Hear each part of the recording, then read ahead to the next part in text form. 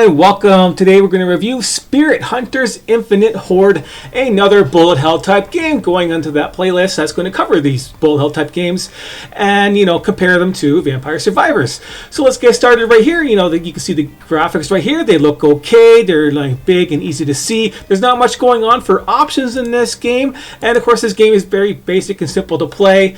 And you have 3 different save game files. So that's kind of a neat thing to have. It's just you have multiple players. There's no, there's no point in having other save game files in this one here unless you have other multiple people. But it's nice to have that option in case there is multiple people when I'm playing this game, so you don't have to buy it 3 times basically for your household or type thing. So as you can see right here, I'm scrolling around on this map. So this is a node-based map, and like Final Fantasy VII or some of the other games out there that use these nodes to upgrade and power up stuff. So you can unlock different abilities, unlock more characters, unlock more weapons, unlock different other different abilities and upgrades for them, and new maps and map modes and stuff like that. So there's different map modes going on and things like that. As you can see, but some of the things in here you can't see what they do. Like they grayed out these nodes right here, and you can't see what these upgrades are going to be. So you don't really know what you're aiming for, except for the basic skills and stuff like that. That's along that tree right there. So there was no point in actually hiding what's out behind these nodes that you can find for upgrades. I do not know why they did that. It's a dumb thing to do. You have to look it up on a wiki, and if you have to look something up on your game, that's a fail. So right there, they're already failing some of the basic mechanics of designing their game, is to not go there and make everything this is the most important thing that they have in their game basically, is their upgrade nodes. This is how you upgrade your character, and then you're blind, and some things are blind and some things are not for the minor ones, and then they should have done that with a not. So you 2 different currencies to unlock some stuff, and then this type of currency here to unlock some other hard mode stuff right here, like the final hardcore battle type thing. You need to get that type of currency, through playing through other hard modes and things that you unlock. So the whole thing is farming. So this game is a lot of farming for resources, and that is all you really do, is farm those resources. And she keeps talking like after every match, so you have to keep talk and go through the tech stuff for there. So let's start a run. It's very basic of a game. You have the different characters, and their stats are basically speed and hit points, how fast they move and hit points. And some of them will have special abilities they can use that charge up that you can use throughout the fight. And the whole thing in this game is the synergy. So you can start with any of the weapons you have, and you can only pick 4 weapons maximum for your character once you get going and you do the level ups. And the level ups, make the damage go out higher, and their speed go off faster in a bigger area and more crit, that type of thing. Basic weapon stuff right here, very simple to get into.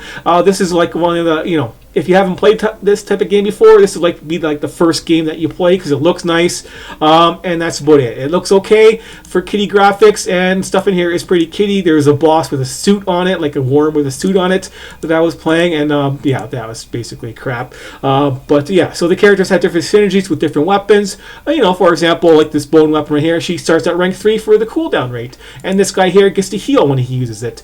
I'll show you this character here because she has a special ability. I was going to use her, but she doesn't have a special ability, even though right now she's better than the other ones, I think, for going on there. But yeah, she has her different starting abilities, and the different characters, different weapons. But yeah, I'll just start with the bone anyway. So she has that's a crap ability. But yeah, this game right here is just 3 maps so far. The maps have different places to go, and that represents the different modes basically. So you get the hard mode, the different modes and challenges you can unlock to get your better resources type of thing. But let's just show you what this game looks like, because that's what we want to see, what this game looks like. And what you got to do, all the weapons fire automatically like the other bullet hell type games. As you can see, it's very polished, cartoony like graphics, and the map is infinite, so it keeps on going on forever with randomly generated stuff and resources through there. And you collect souls, and you unlock your different weapons that you can have and things like this, and you got rerolls, but you have to have gold to do them, which kind of sucks. And you collect gold off here, and none of these are very good choices that I like, but you got to pick what you got to pick, and I got to upgrade at least. So yeah, you're done with the choices like this, and you just walk around the map and you look for resources. So there's a mining node to get resources, one of the resources here, which you need for upgrades, and then you kill guys to get souls to level up. The souls don't stay forever. They despawn after a while, very short while, so you have to collect them right away, and then you got to find them. You know, this is a node like this. There's treasure chests, and there's pets in this game too. The pets are just basically take the place of basic accessories, I guess. I would go with the, you know, their accessory pool, but there's nothing special with using them in combination. It's just giving buffs like, you know, faster movement speed and healing and stuff like that, and all that kind of stuff. But as we play around here, let's do this one with the vines. Vines are powerful.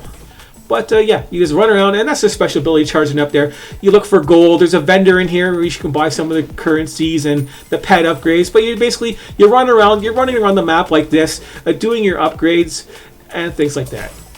And so it is very basic, very simple. You get hits, you can heal, you find the chest, they, you know, heal, you collect the resources. This is the timeline right here for the bosses at the bottom. So it's just the whole stage is the same thing. Whole bunch of mini bosses and then a boss at the end, and then you're done. There's no keep on going forever, you know. So you can't explore how powerful your character is. That would be a different map mode, I would assume. I didn't actually look and see what the other map modes were, but there's room for other ones. But I didn't look because this game is just not interesting enough as it is to start with. This is just all farming and unlocking your power-ups through the farmed resources.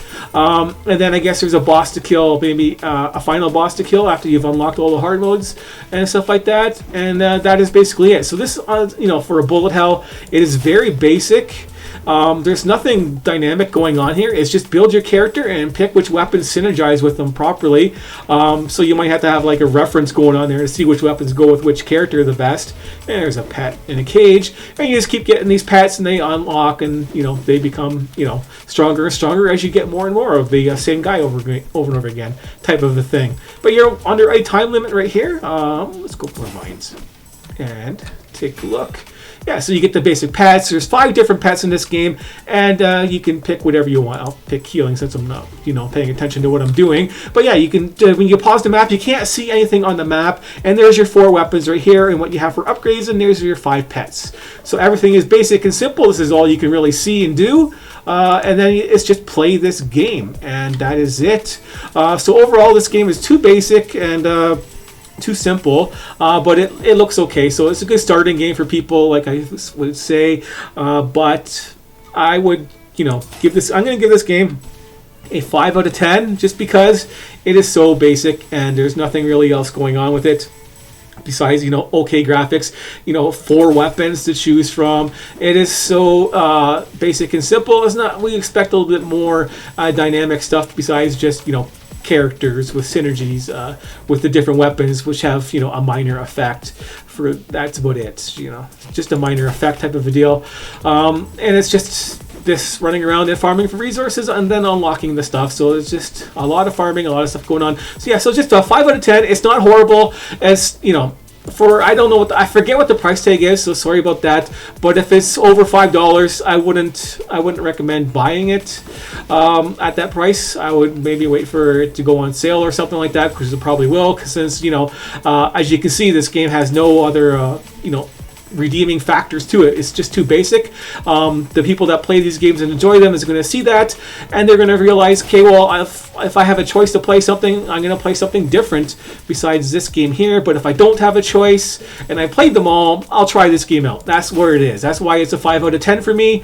If you have nothing better to do for these type of games, you can pick, you know, you can pick it and play it and see what it has to offer. It's just not going to be a lot of, you know, different stuff to do. It's just going to take a little bit of time to actually farm the resources to unlock everything, but it's not going to be a, you know, a crazy challenge type of thing. It's very easy to get into. So for beginners, it's a good game, but if you're not a beginner to these type of games, it's not gonna float your boat type of a deal. It's just gonna be meh. It's okay.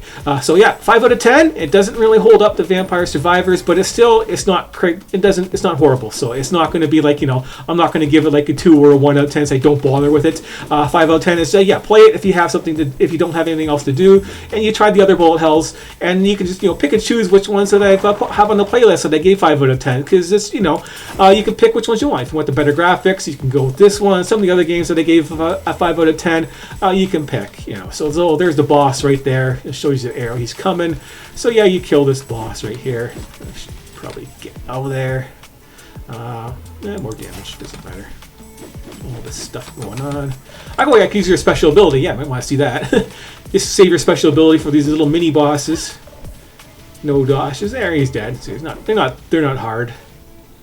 And you wait for your reward. There you go. Yay. And your pets are going to be distractions in this game too. Run around, little cutie little pets with their little things going on.